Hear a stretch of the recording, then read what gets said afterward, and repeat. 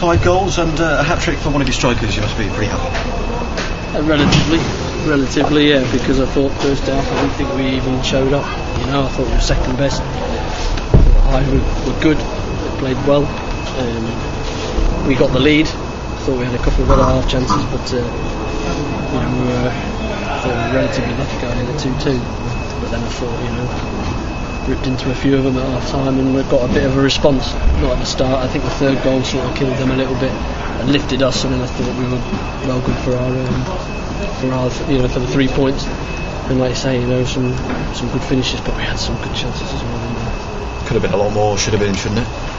Yeah, well, I think we probably counted it should have been about 9-6, I think, with it, if all the chances had gone in. But yeah, Rob's missed an unbelievable chance from 2 yards out, and then scores an absolute, for me as a striker, a worldie, because it's such a hard angle, such a difficult technique to hit right.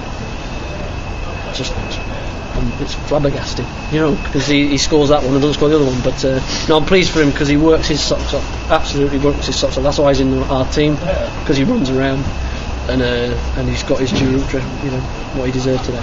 So you didn't know whether to congratulate him or shout at him, I suppose. And also Andy Bishop as well had a good chance, didn't he? Should have scored perhaps. Yeah, he had 2 really. He had a little bender off Sis, and keeper made a good save from, and then he took a touch in the box when if you're a striker in form and scoring goals, you probably just pass it into the bottom corner, so he's just a little bit frustrated himself more than anything at the minute, but I'm sure he'll get goals for us.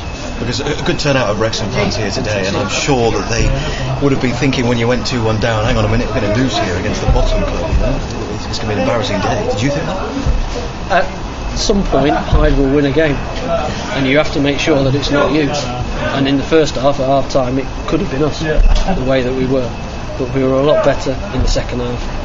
And I've just said to them, you can't pick and choose when you turn up and when you work hard. You've got to come here every day, and that's your own personal pride at stake there.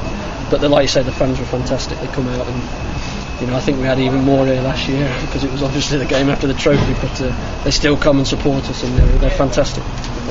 So you can't complain too much when you've scored 5 goals, but from what you're saying, I mean, it does perhaps mask a few deficiencies still in the performance. Yeah, absolutely, and we've got a few people not at full tilt, which you struggle with. Jay Harris isn't at full tilt. He's having a scan on Tuesday. He might have a problem with his knee.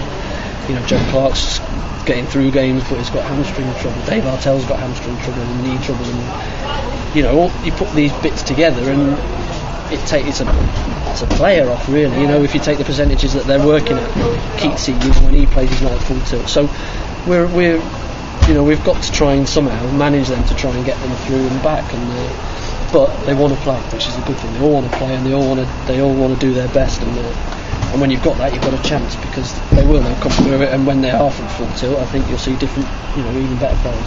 And that feeling you had at the end of the Alfreton game on Boxing Day, I suppose you just bottle that now and then try and take it to their place on New Year's Day and get some real revenge quickly. No, we've got a few days of recovery and be in, train, and work on a couple of bits, because we've got 2 against Alfreton.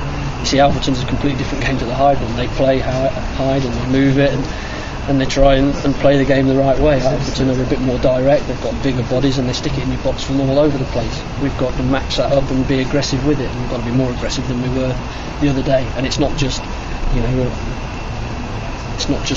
every other one, it's every single chance that they put it in the box. You've got to be on your toes and aggressively going on it. And finally for me, it cuts the gap, I think, to the places to 10 points. Still hope? Let's just win it. Try and win at Alfreton and then go from there. I think you've seen this league is a crazy league, so people are beating everybody. I think Luton won 6, haven't they, today? So they're flying. So there's a lot of football still to be played, and I feel for Hyde, because I'm sure that a lot of their performances have been like that, and Scott's got a tough job, but I really like his ethic and in the way that he plays the game, and I'm sure that they will win a game sooner rather than later, but it's very tough, it's tough at all levels of this football. Well done today, Andy. Thank you. Cheers. Very much.